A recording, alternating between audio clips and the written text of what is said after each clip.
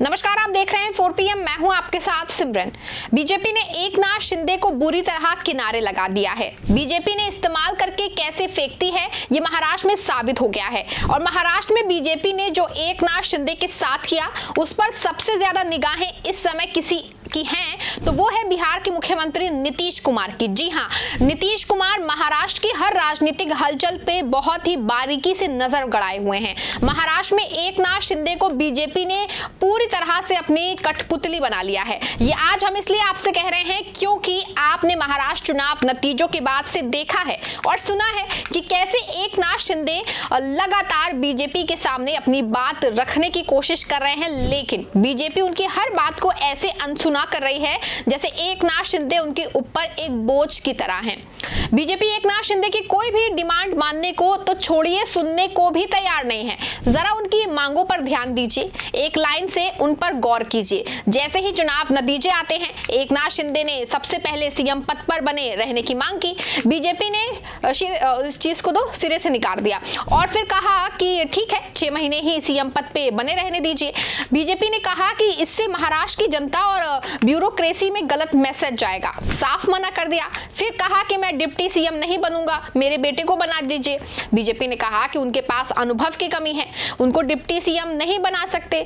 फिर शिंदे ने कहा कि चलिए ठीक है, आप विधान परिषद में हमारे एक एमएलसी को सभापति बना दीजिए। बीजेपी ने फिर से खारिज कर दिया इस बात को। शिंदे ने कहा कि आपने हमारी सरकार में गृह मंत्रालय उस समय के उप मुख्यमंत्री देवेंद्र फडणवीस को दिया था, तो इस बार आपकी सरकार में गृह मंत्रालय हमें दे दीजिए। बीजेपी के चाणक्य शिंदे की इस मांग पर भड़क गए, बोले कि ये तो हम करते ही नहीं, गृह मंत्रालय तो हम किसी भी राज्य में छोड़ते ही नहीं है, ये मंत्रालय हमेशा अपने ही पास रखती है। अब सुनने में आ रहा है कि शिंदे ने बीजेपी के सामने एक और नई शर्त रख दी है।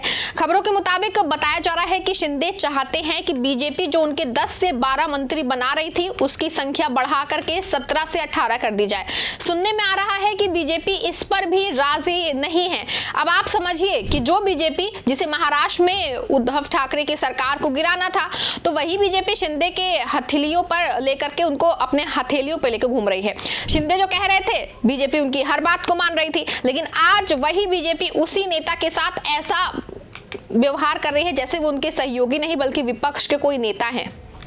अब आप बीजेपी की मंशा को समझ सकते हैं कि बीजेपी जब अपने ही सहयोगियों के साथ ऐसा करती है तो सोचिए विपक्ष के साथ वो क्या ही करेगी। इससे तो साफ पता होता है ना कि बीजेपी जब सत्ता में कमजोर होती है तो सत्ता बनाए रखने के लिए अपने सहयोगियों की हर बात पे हामी भरती है।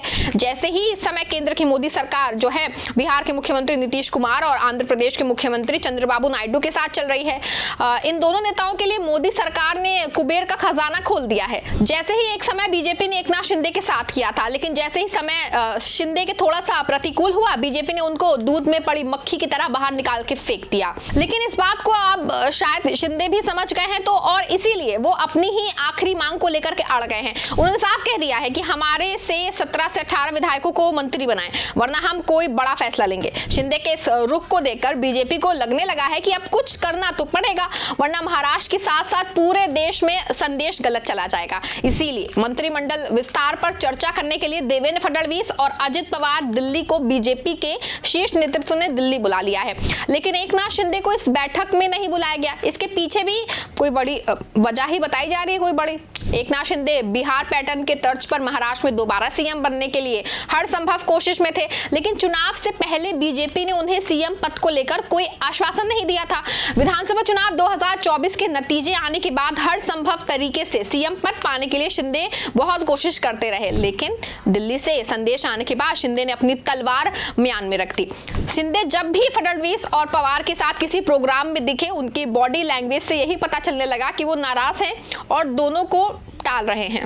महाराष्ट्र विधानसभा का शीतकालीन सत्र 16 दिसंबर से राज्य की उप राजधानी नागपुर में शुरू हो रहा है। इससे पहले मंत्रिमंडल का विस्तार होना जरूरी है, लेकिन अभी भी तीनों दलों में मंत्रालय बंटवारा और मंत्री पद को लेकर बात नहीं बन रही है। देवेंद्र फडणवीस के साथ अजित पवार के दिल्ली जाने को लेकर राजनीतिक पंडितों का अलग अलग मत है। कुछ का कहना है कि भविष्य में भाजपा एकनाथ शिंदे को पार्टी शिवसेना से किनारा कर सकती है और उद्धव ठाकरे की शिवसेना को सरकार में शामिल कर सकती है, तो कुछ का मानना है कि अजित पवार बीजेपी हाईकमान के सामने अपनी डिमांड रखने के लिए गए हैं। हालांकि बैठक में शिंदे के शामिल नहीं होने को लेकर के कोई आधिकारिक बयान सामने नहीं आया है, लेकिन बड़ी बात है कि महाराष्ट्र के चुनाव नतीजे पिछले महीने आ गए थे 23 नवंबर को, और अब तक महाराष्ट्र के मंत्रालय खाली पड़े हैं।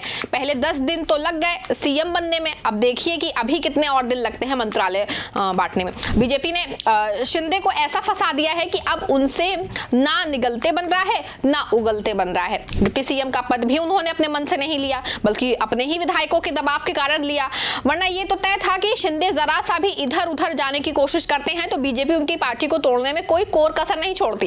पार्टी को बिखरता देख के शिंदे ने दबाव में आकर के पद ग्रहण किया। वहीं दूसरी तरफ महाराष्ट्र की जनता का इतना नुकसान हो रहा है, बीजेपी को उसकी कोई परवाह ही नहीं हो रही है। कोई काम सुचारू रूप से चल ही नहीं पा रहा है, आम जनता परेशान घूम रही है, और इधर कुर्सी और मंत्रालय को लेकर के बवाल खत्म ही नहीं हो रहा है, मचा पड़ा है।